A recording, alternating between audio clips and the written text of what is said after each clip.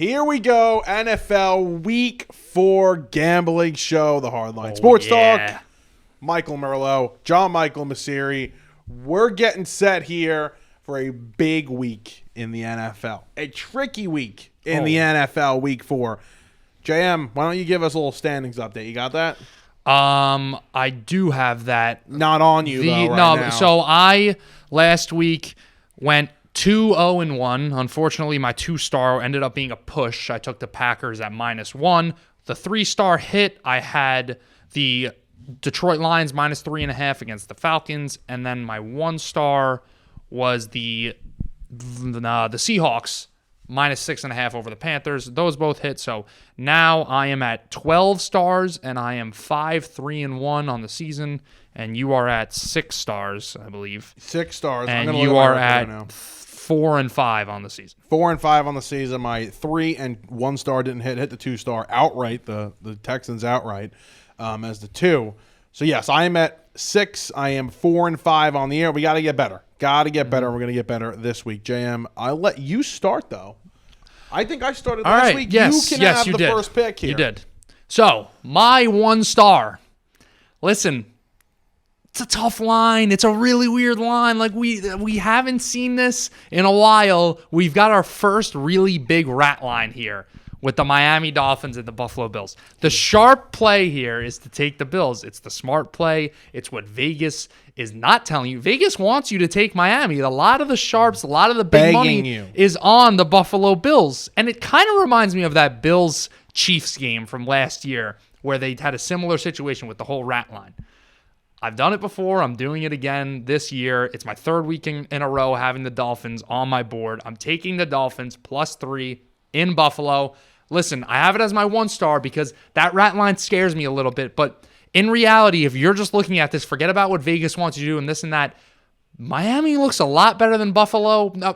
No disrespect to Buffalo. They looked great last week. They made Sam Howell look like a JV quarterback. But Miami looks like one of, if not the best teams in football right now. So this offense went into Buffalo last year in the playoffs and almost beat Buffalo with Skylar Thompson at quarterback. I'm confident at full strength they'll be able to give the Bills a really hard time. They'll be able to have all those amazing, super fun plays that we see that they had last week in their 70-point rout of the Broncos.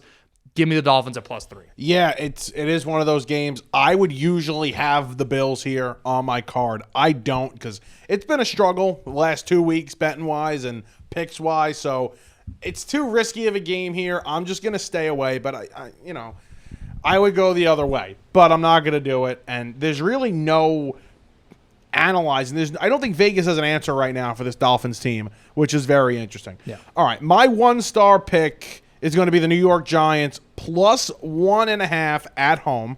The line flipped again. They were favorited. Now they're underdogs again at +1.5. I think the Giants are going to win this game outright at home. This is a big game for the Giants. We talked about it in the podcast this week. It's a season-saving game, and there's no excuses here for Daniel Jones. Even if Saquon Barkley doesn't play, give me the Giants +1.5. I think this could flip if you get a couple of announcements with injuries. They can go back to -1.5. So give me the Giants right now +1.5. That's the 1-star. Yeah, this is definitely a do-or-die game for the Giants. It's time to step up and get their first win at home here. My 2-star. I'm staying in the AFC East, and I am taking the New England Patriots +6.5 in Dallas. Now, listen, Dallas coming off a bad loss last week. New England's coming off their first win, so New England's feeling a little bit better. You're thinking, all right, maybe Dallas comes, New England comes back down to earth. Dallas gets back in their dominant ways. We saw the Arizona Cardinals exploit this Dallas defense a little bit without Trevon Diggs, and we saw that they could run the football, and teams can run the football against this Dallas team. You have Ezekiel Elliott in a revenge game, like I said about Geno Smith, looking for revenge. Zeke Elliott is looking for revenge. And by the way, apparently he knows all the hand signals and this and that, and so does Will Greer knows it too. So they got intel. No surprise here. Maybe that's why Bill Belichick has found his own legal version of Spygate. Basically. Maybe that's why Bill Belichick brought Will Greer in here. Exactly, literally could. And you might see Will Greer not even get back on the team playing after the Dallas game. That might happen. That might happen. Yeah, thanks for your duties. Go off then. CFL is calling. No, really, that could be a thing. Anyways, I like New England here. I think that they're going to play this game really close. New England is a team that plays people close. And we've seen these teams match up. If you remember a couple years ago, that game in Gillette, going to overtime, CeeDee Lamb walking it off at the end. I like this being a close matchup. I'm not telling you to take New England outright here.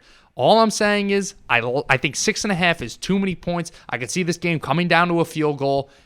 Give me New England. I think it's a lower scoring game. I think they run the ball well against Dallas. I like New England plus 6.5 here. I think you're right here. I'm a little scared off just because how bad the Cowboys looked last week.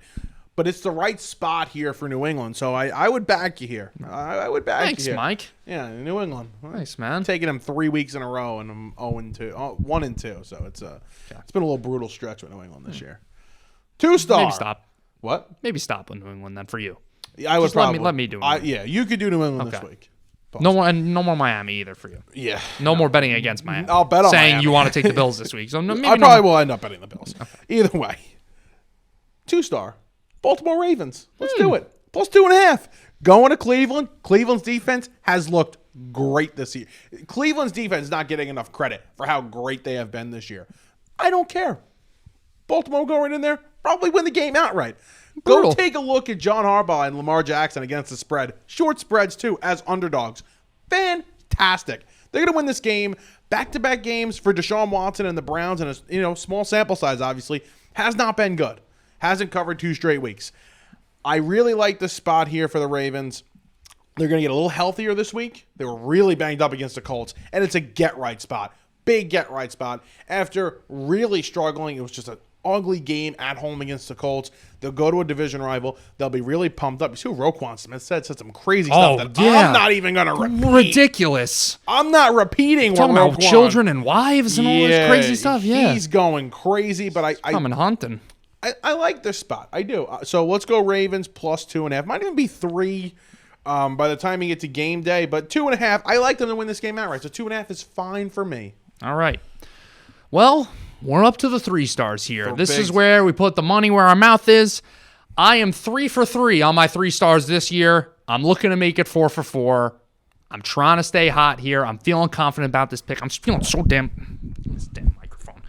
Hold it so like confident about this pick. Listen to me. Look at me.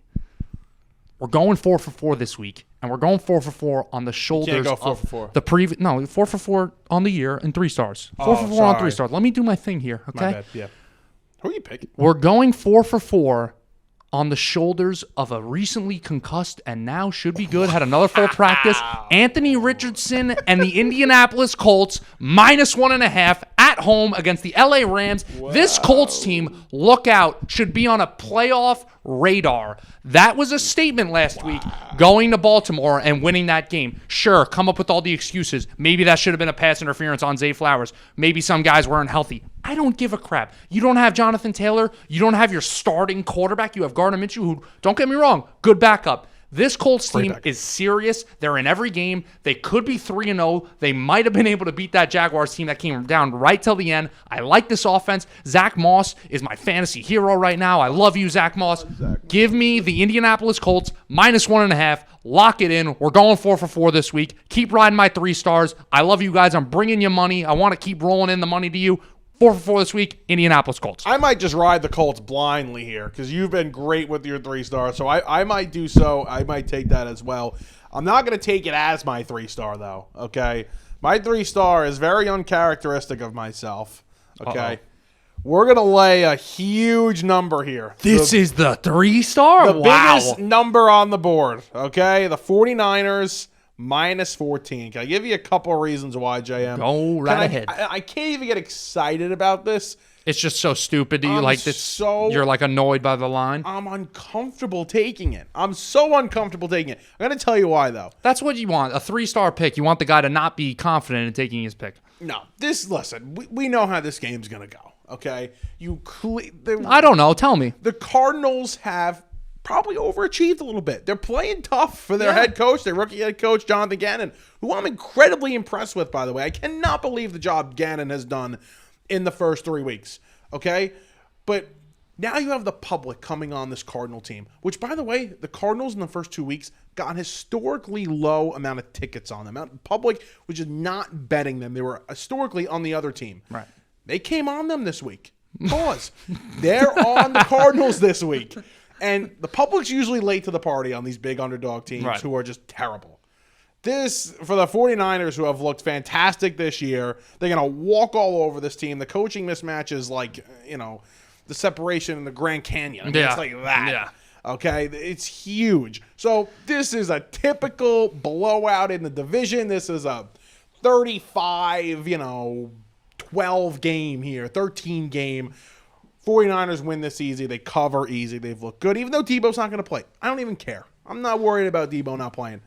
Just lay the number with the 49ers. It'll be nice and easy. I saw a stat going into the Giants game last week with the Niners that they are amazing at home, and like their average margin of victory is like 15 points or something at home. So, definitely see where you're coming from with that pick. I don't have the public on it too. Yeah. I love it. I feel, you know what? I'm not even uncomfortable anymore. I like it a lot. Lock that in. I'm finally going to hit the 3-star this week. We'll see what happens. Can I make a little comeback? JM, what is it, 12-6? JM's got a little lead over here. I might take this week off. Okay. Don't get too cocky here. Very excited, though. We got a big week, NFL and college football, so enjoy the gambling. Be responsible. Enjoy the weekend.